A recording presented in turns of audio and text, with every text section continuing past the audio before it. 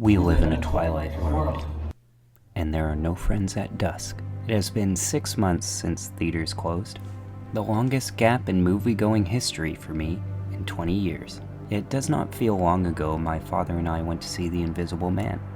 Not a bad film to go out on. Despite doubts, I pushed myself to go see Tenet.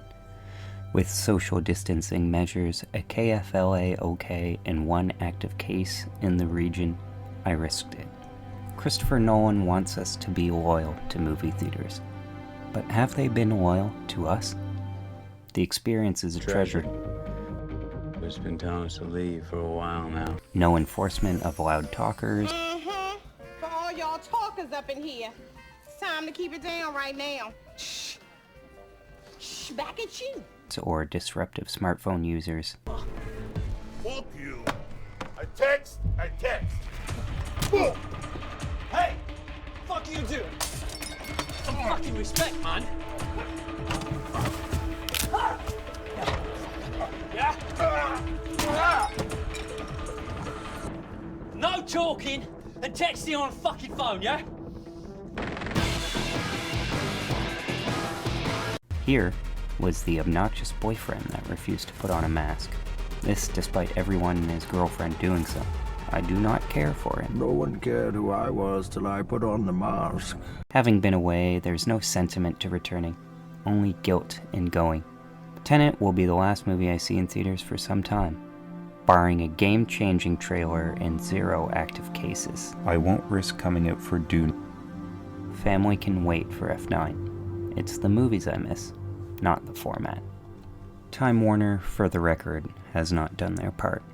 Universal went to PVOD and Disney to streaming. Sony and Paramount opted to sell out to Apple and Netflix. When will Warner Brothers comprehend the lessons of Interstellar, do something socially responsible, and learn to adapt? I hope the film's performance stops the threat of the movie-going COVID spread possibility. Tenet might be a core belief to save cinemas in Hollywood, but it is not worth risking your life over. Wiser film fanatics have stayed home, and so did the brains behind this organization. Here's what you are missing with Tenet, as there are minor variations on the Nolan playbook. Time travel. No. Inversion is the central gimmick to the story. Its hairpin structure should play like a larger, self-reflexive memento. Instead, it unfolds like a wrinkled arrival. Its style out of step for Nolan, unfashionable after a near-flawless 20-year run. Might it be time for Denis Villeneuve to take over the populist filmmaking mantle? If 6-time collaborator Hans Zimmer fled to him for Dune, you can too. Academy Award winner Ludwig Göransson from Black Panther nonetheless makes a capable substitute. Composing memorable themes that tune the audience into the action, the work is reminiscent of Zimmer. The action itself is among the best of Nolan's career. Hoyt van Hoytema, Dunkirk and Interstellar, lenses it in a clear but cramped manner. The ideas behind it, however, aren't as strong this time. It is the least heady filmmaking Nolan has done, and it's also his worst. If Dunkirk tread between order and chaos, Tenet gets a little entropic. Nolan has lost the chief collaborators that propelled his biggest ideas forward. Among them, co-writer/brother Jonathan Nolan, cinematographer Wally Pfister, and editor Lee Smith. Lacking the layers of Inception or the thin cover of Dunkirk, the film's writing flaws are also untenable. For a film about a literal race against time, it lacks flow. Jennifer Lame, of Hereditary and Marriage Story fame, cuts the concept to 150 minutes, 2 longer than Inception, and only 15 shorter than The Dark Knight Rises. Tenet requires something like the emotional temporal editing of Little Women to work. Yet, as we venture deeper with Nolan, the emotional tissue between his characters wane. Case in point, his protagonist is called the protagonist. Michael Caine is a clunky fit in a cameo meant to set up the film, but instead gives us vague non sequiturs. Kenneth Branagh, as the evil satyr, is the only one, including the audience, who seems to know what the hell is going on. Yet at a point, even he becomes baffled. Here it seems Nolan, under pressure from Warner Brothers, is scrambling to come up with big ideas. The finale is a confusing, color-coordinated mess you'd expect to be directed by a colorblind man. Like his last film, the beginning is the best. And if he isn't careful, this film might mark the beginning of his end. 2020 seems like a natural revertive state for Nolan. Despite its marketing parlance, the variations within Tenet push no new cinematic boundaries. The core issue of Tenet is that its central inversion idea never visually or even literally pays off. The movie is also completely devoid of subtext. It is a confusing mess, but at least it is never dull.